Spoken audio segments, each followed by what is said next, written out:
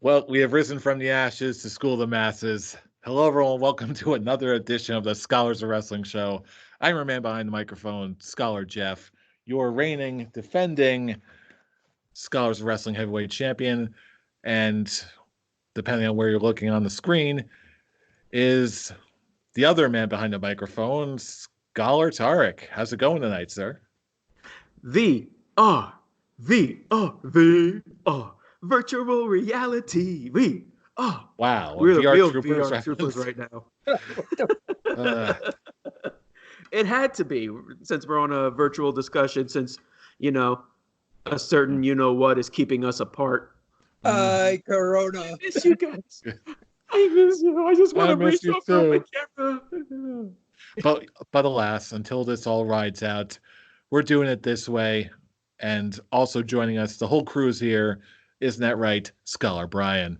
Indeed, the talking head has arrived. Yes, we're coming to you from all over the state, all over the country. Brian, where the heck are you reporting from? I am reporting from the city of Bethlehem, Pennsylvania. Oh, dang. It's kind of funny because he's like stalling answering that question because he's just trying to remind himself where he actually is. Like, I am in the middle. Where the hell am I? Too much clear liquid tonight. Calm down on the birds. It's been a weird week. Oh, yes. It's been a strange one for all of us. But you know what? We live in strange times. But when strange times hit, we get even stranger, and the show must go on. So we thank you once again for joining us. And with the last couple of weeks that we've been having, how could we not talk about it? The conditions being what they are. Yeah. There's only so much crazy shit going on in the world of professional wrestling that we just can't keep us apart. We have to come together and just discuss it because this is just out of control. It's too much. I was going to say, you're going to have to help me out here, but I don't think there's been a time in this show's history where our tagline of rising from the ashes to school the masses has been ever more appropriate. And the final nail that landed on this coffin that had to bring us all together is the announcement of the New Day showing up on All That. Yes, I'm glad you brought that up. I'm sorry. The picture of the New Day holding Kel Mitchell dressed up as Coach Cretin. I'm sorry. I'm like, okay, I heard some good things about the new All That series, especially with Keenan and Kel being like executive producers on the show. But yeah, this is drawing me back. This is bringing back the nostalgia of old Nickelodeon. And I have to see the New Day react with Coach Cretin. Yeah, it's like I grew up with All That. It was one of my favorite shows. And when they said they were going to revive it, it's like, oh, all right. Don't know how that's going to go, but why not? And then I saw that picture, and I'm like, I'm in. I am in. Let's go. Funny enough, I actually have seen one episode of the new Revive series, just because, like I said, Keenan and Kel are pretty much the minds behind it. So I'm like, okay, 2 of the original cast members of All That are reviving the series. I watched one episode. I'm just going, it's passable. It's better than that. It's better than that previous incarnation of it. Yeah, I checked out an episode of it too. It seems like they're definitely on the right track, and they definitely seem to have a strong cast. So, good on you, All That. Let's bring it to another generation. I believe they're on in 2 weeks as of this recording. I believe so. Yes, something to look forward to.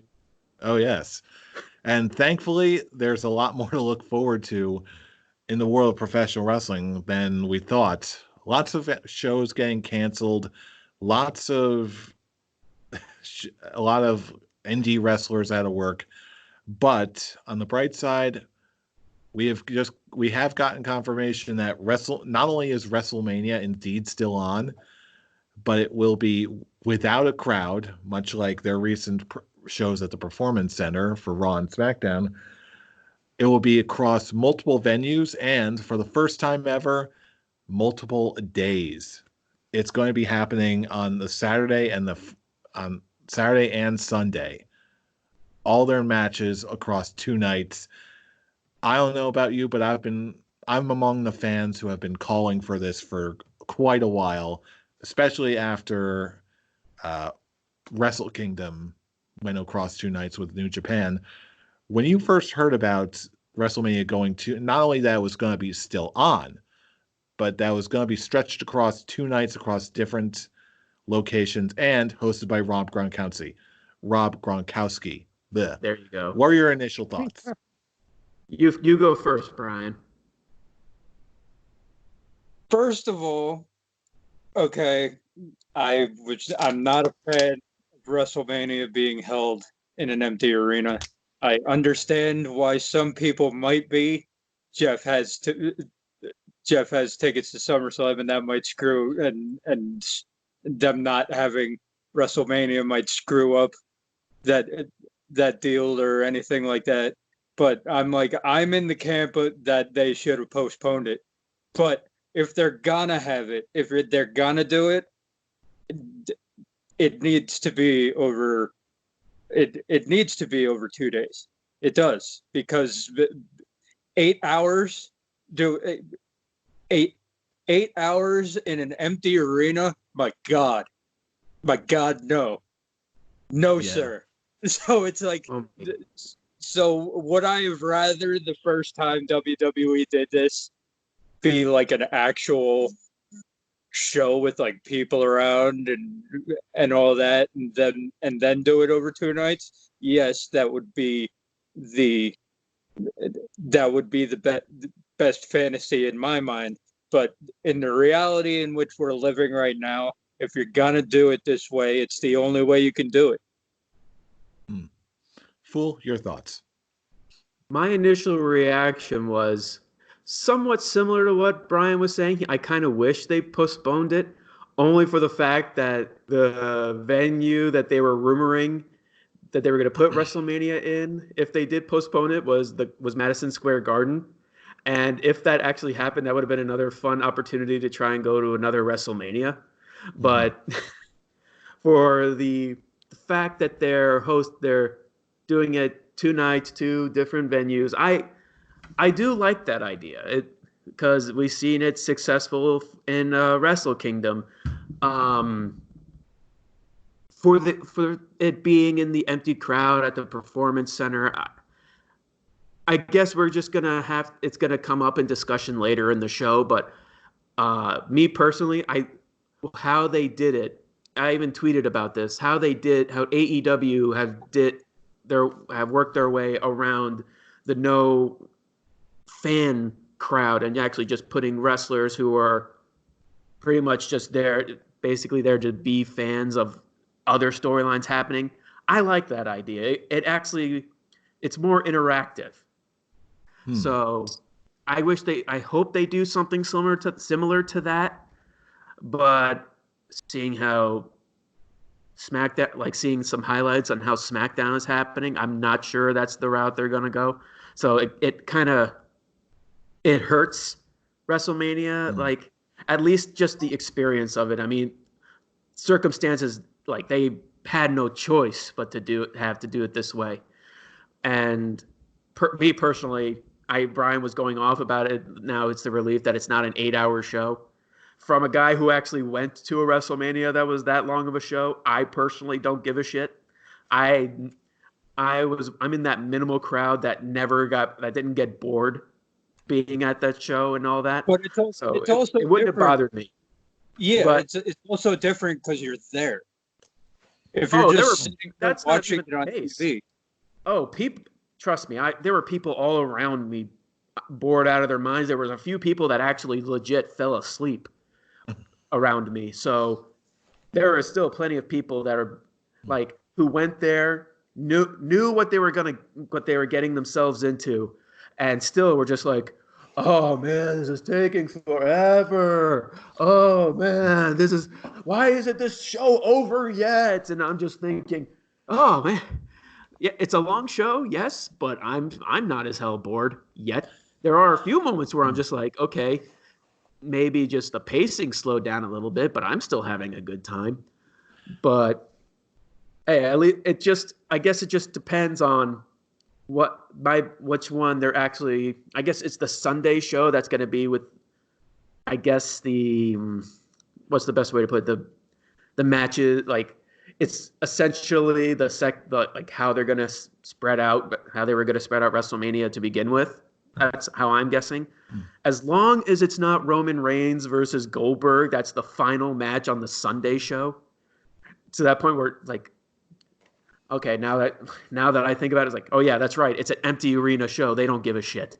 The crowd is not just gonna shit all over it. As CM Punk said, hey, now you found a way for people not to boo Roman Reigns and cheer me. Mm-hmm. I'm kind of hoping that they split the days by shows. So one day gets Raw, the other day gets SmackDown. And I'm kind of hoping that the Raw show happens on my birthday, which is the Saturday. Because the Raw matches are basically the only ones I really care about. No, it's more you want to see Drew McIntyre win the WWE Championship on your birthday. That's like the birthday present you're just ecstatic for. Hey, no shame in my game.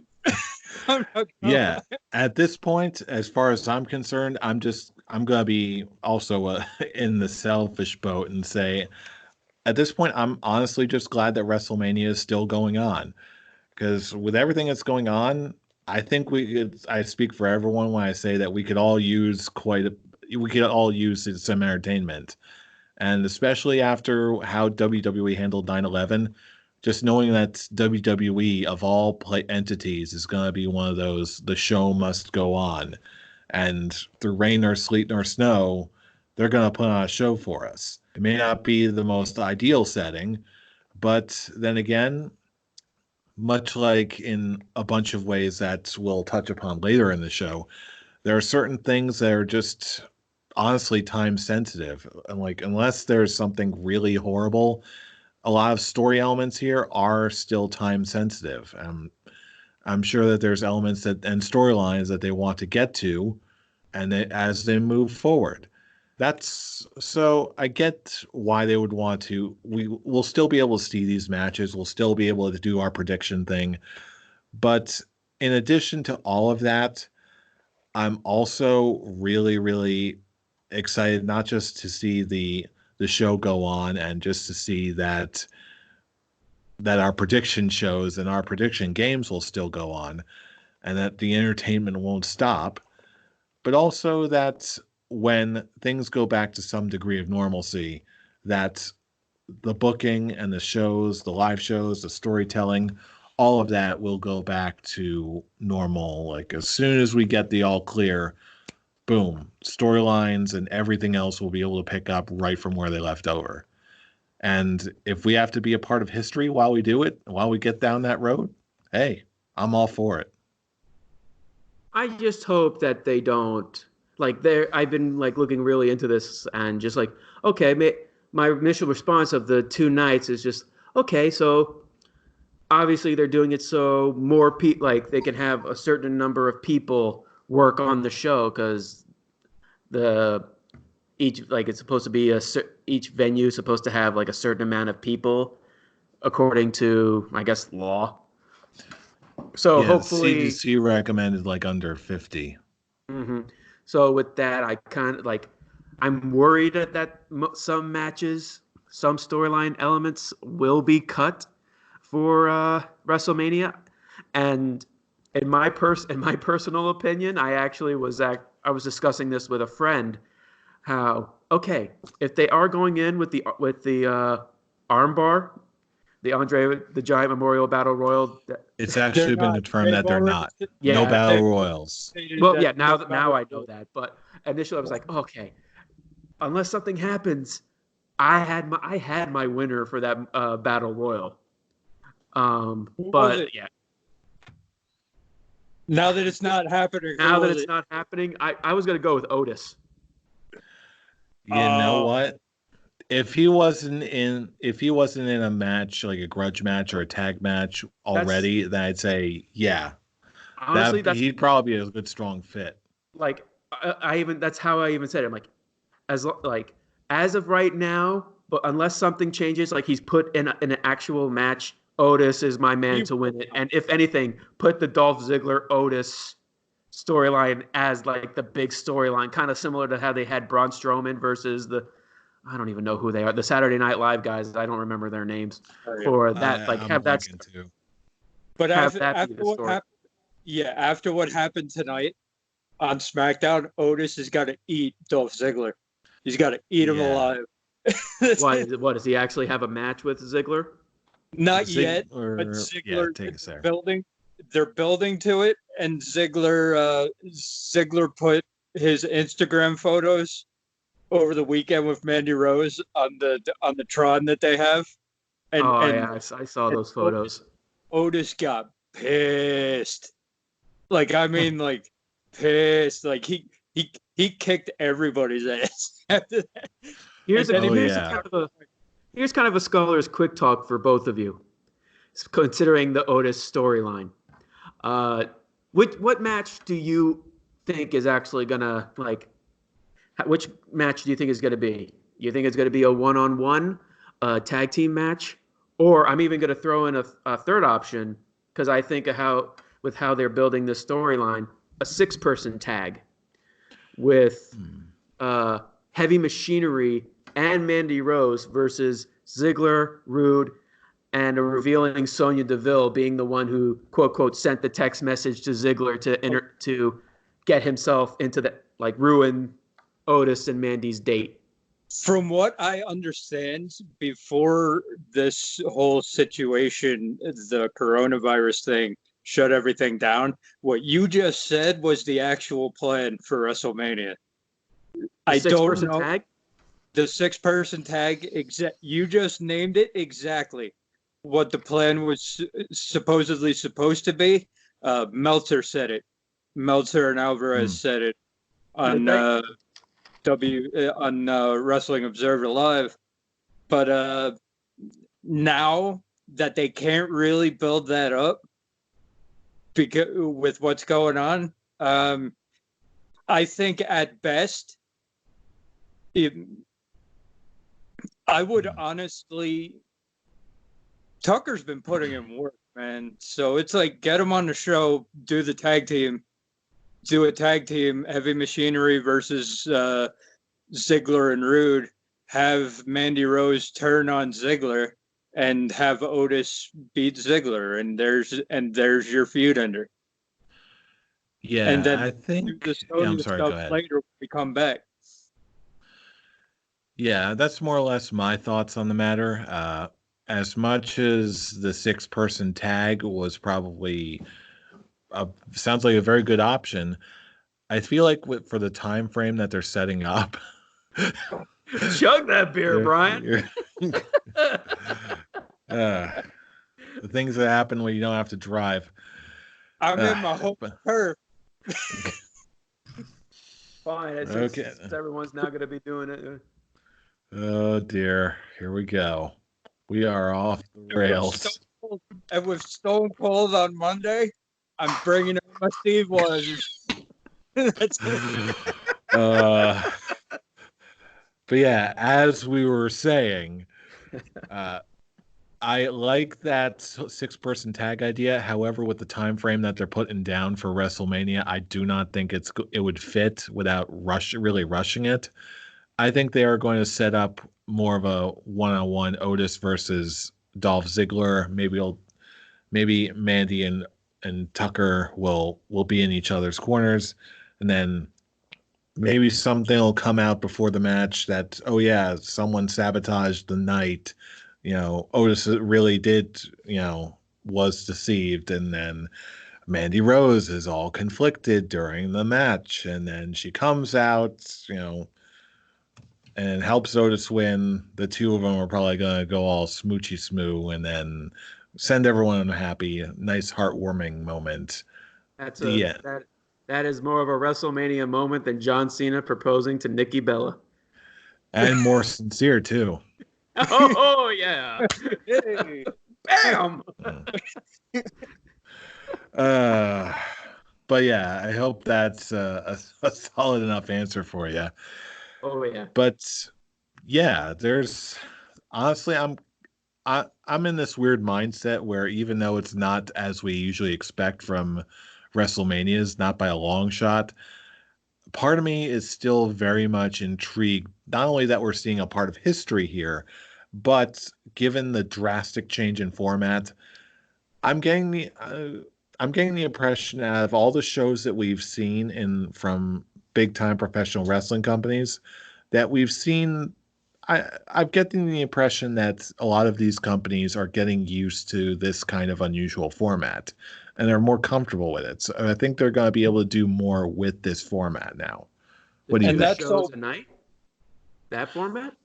Uh, all elements of what we're going into the two night show format, the crowdless wrestling show for TV.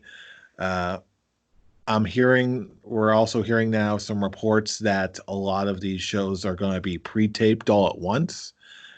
So if you were able to catch any of SmackDown tonight, you saw that the dirt sheet with Miz and Morrison were sort of like using pre-recorded footage all over the place.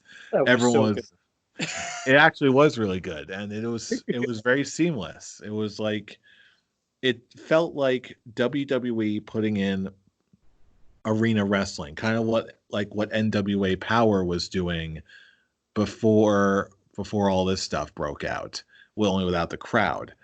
So I'm guessing that and what they're taking what NWA Power is doing, taking a smaller focus, and they're learning how to use the space and the situation that they've got and making it work for them. But I will here's say, yeah, I will quickly say, really comparing these crowdless shows and just how they're not having to they're not having to worry about how they let out their promos, how they express in their promos, how it's say something, crowd reaction, say something, crowd reaction. What? Because the crowds are obnoxious like that. What? Something, something, something. Pause. What? Something, something, something. Pause. What? At least with the most recent crowdless shows, the promos have been going a little more seamless, and yeah, they're still scripted, but at least now they're actually sounding natural. At least that's how I'm taking it. And I think the one that actually really worked the most on it is the John Cena Bray Wyatt promo that happened on last week's SmackDown. And a part of me feels like with Bray Wyatt just being in the crowd for that promo, actually it's like AEW saw that. It's like, you know what? That's not a bad idea. Let's just have all the wrestlers circle the ring instead of just one man. Thank you for that segue, fool. well, hold on. Yeah. The deal with the WWE, what they need to start doing, okay, they need to act if they're going to have these crowdless shows, okay, and there's not going to be anybody in the crowd, whatever, fine, but you have to have a full 3 hours for Raw. You have to have a full 3 hours planned out. We can't have this. We don't have an hour filled. Let's show the entire 2020 Royal Rumble. Let's show no rehashes. I agree on. That's my problem with the way that the WWE has been handling this, other than and the way that AEW has been handling this. AEW's handled the actual booking of the show 100 times better than what we've seen in the WWE this last week, because it's just I understand that you don't want your wrestlers touching each other or whatever, but it's one of those. Then if that's a problem on if that's a problem on Raw and SmackDown, why are we having WrestleMania? What are you doing? So it's AEW did it right because they had the wrestlers out. They actually had good matches. if you're gonna do these shows, okay, for quite honestly, as much as I hate to say it, in this world that we're living in right now, we shouldn't have any wrestling on at all. But if you're gonna do it, you gotta do it. You gotta actually have wrestling on your shows, and you've got to book the full time, 2 hours, 3 hours, whatever it is. You have to have new stuff for that entire show. No rehashing. Rehashing's done. We've all watched it. We've all watched everything that they've thrown up. We watched the Royal Rumble. We watched whatever they put on SmackDown last week, and we've all seen and we've all yelled at the Bray Wyatt versus John Cena that they put on tonight. Yeah, I take it all as just WWE is still adjusting. They're still figuring out, okay, how are we going to space everything out? How are we going to deliver all the content that we were going to deliver in time for WrestleMania to make all the storylines make sense? AEW, with what they were doing, to me, it strikes me as being the very definition of the phrase less is more. They took out all the WWE stuff that wasn't working. They stuck to their focus, and then they delivered, honestly, an excellent show. It would be excellent on its own merits, but compared to what everyone else was doing this week, damn, they brought it big time. Easily the best, and quite honestly, might be my favorite Dynamite that they've put on. Well, because you debuted on TV as the Exalted One. You know how many times I got saying, "Hey, what are you doing in AEW?" Yes. I will say, since AEW's debut, this one actually has been my favorite show as well. It's mainly just because of the reveal of Brody Lee being the Exalted One. I like the twist. I like that that they had been building it up on Twitter and the what is it? Ends to delete or whatever that's what that free was. The delete. Free the delete. It's like they'd been building it up, and people and Evil Uno is commenting on all of Matt Hardy's Twitter posts and all that. So it's like, oh, it's obvious that Matt Hardy is going to be the Exalted One. It's like, nope. I'm very relieved with that. I didn't want him to be the Exalted One. And I like that it turned into Matt Hardy basically owing Nick. Is it Nick or Matt? I believe it was Matt. A favor, and that's what. And then Vanguard 1 flies down. That was perfect. I like that. Was they're wonderful. Wonderful. I like the way that they played it with. They helped him bury Damascus or whatever the Zenith.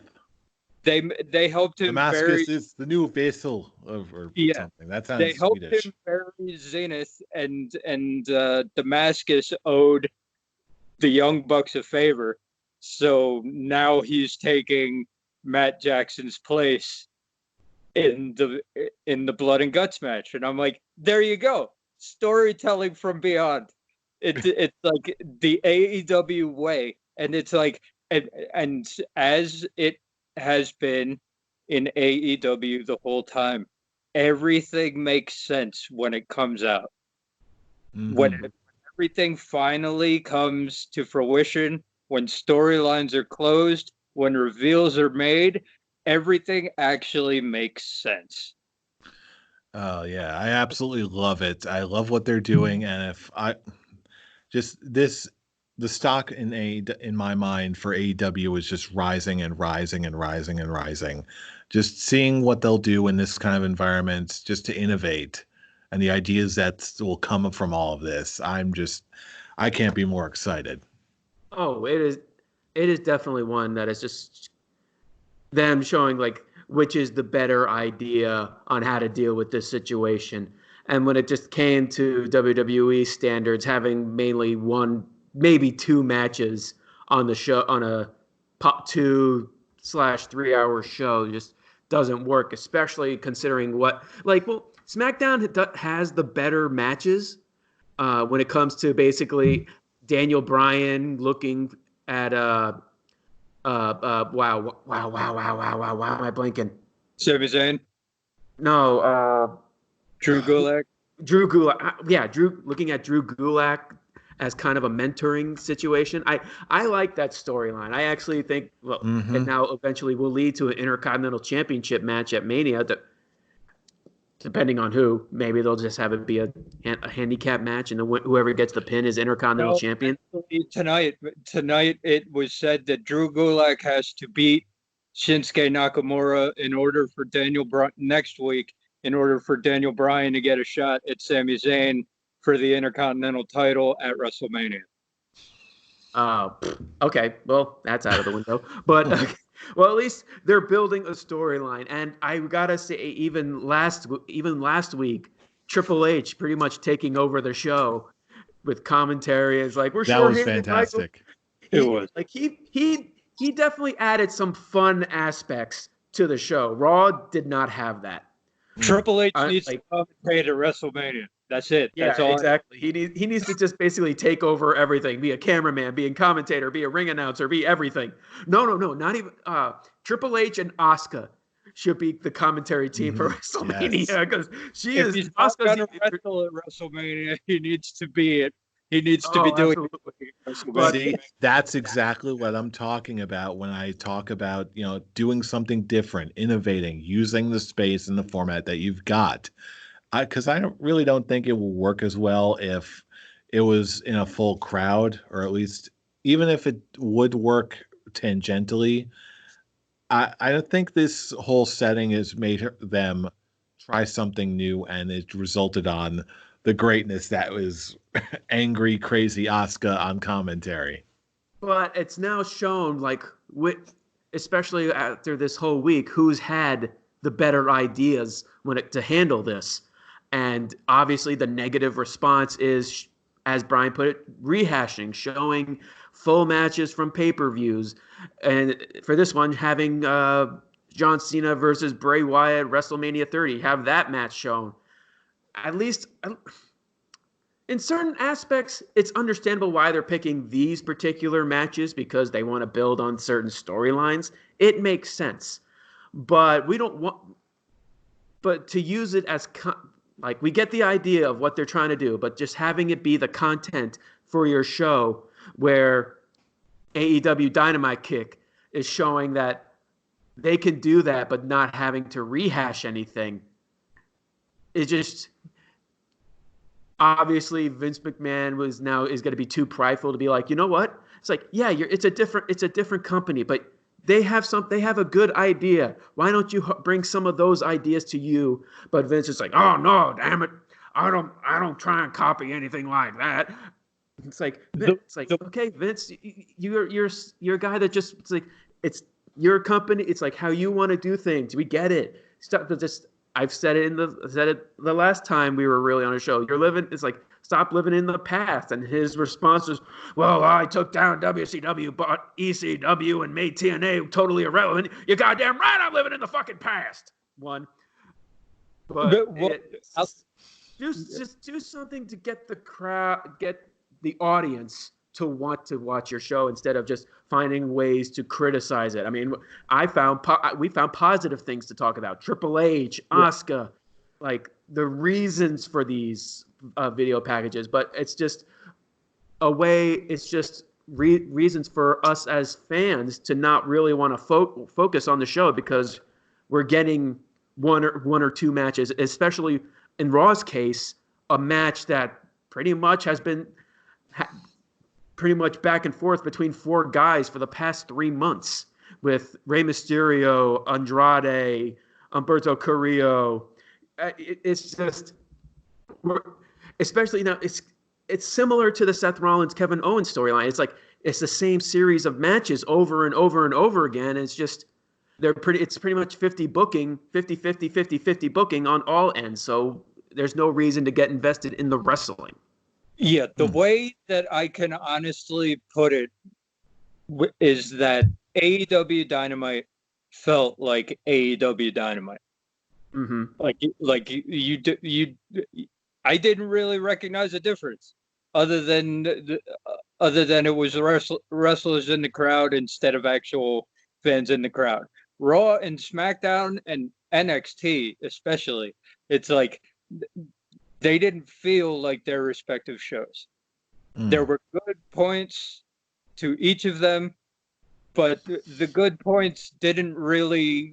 The good points were like Triple H, Asuka, the things that had nothing to do with actual wrestling and all that noise. So it's like Dynamite felt like Dynamite. Raw, SmackDown, and NXT didn't feel like their respective shows. So It just felt like highlight reels. They have things to work on.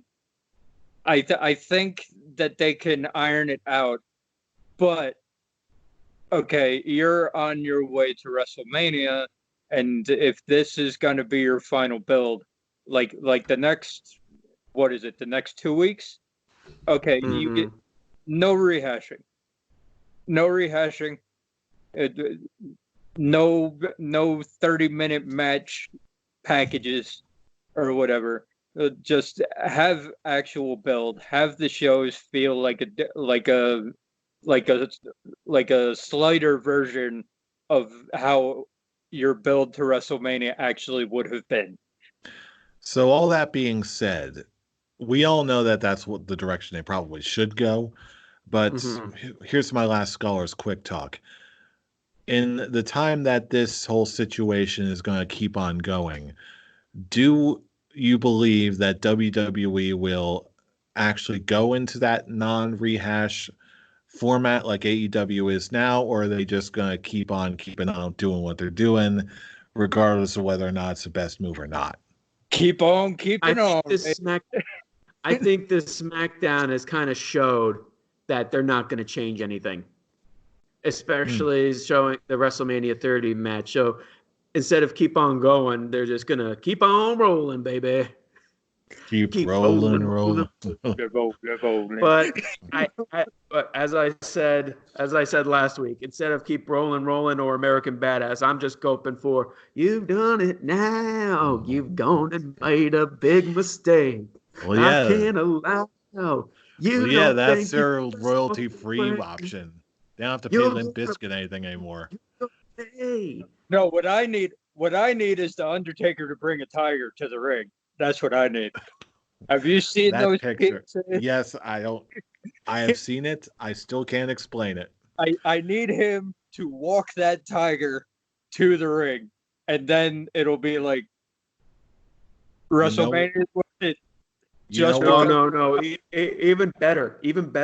Have him be on one of those ring stands and have the tigers be dragging it down to the ring. They might actually be able to pull something like that off, considering there's no crowd to spook it. So exactly. Who knows? Just be careful with the fireworks. Oh, definitely. But then again, with the Undertaker, all they really need is a smoke machine. If they use pyro in the Performance Center, I don't know what to tell you. That's it. Maybe outside the arena, I don't know. But anyway, those are our thoughts in the past couple of weeks. A whole new era of professional wrestling. You've heard what we have to say. Now we're putting it up to you, our wrestling, listening, discussing, trolling, viewing audience, whatever you call yourselves. We want to hear from you. Contact us all across the internet, Facebook, Twitter machines, YouTube comments, as much as we all like to stay away from those.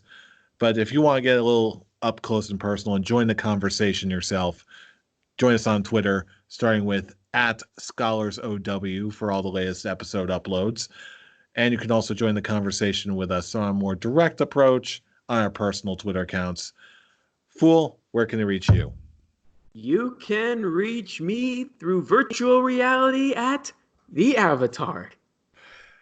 And Brian, where can they reach you? You can find me chugging beer after beer after beer at Atomic Bean Pole. And he doesn't mask it at all. My And you God, can- look at that guy. Look at him go. Is he Oh, going to don't finish the encourage him. bottle? Is he going to oh, Don't. oh. And here I thought we had family-friendly content on this channel. I cannot believe you drank 400 bottles of beer without succumbing to alcohol poisoning. Brian, are you a Done. witch? And you can reach me at I'm Robbie Rage. Follow us all, join the conversation, and drink responsibly, because you know who we are. We are the Scholars of Wrestling, and you have just been schooled. You're welcome. See you all next time for another edition of the Scholars Wrestling Show. I gotta pee. See ya. I think he said he had to go pee.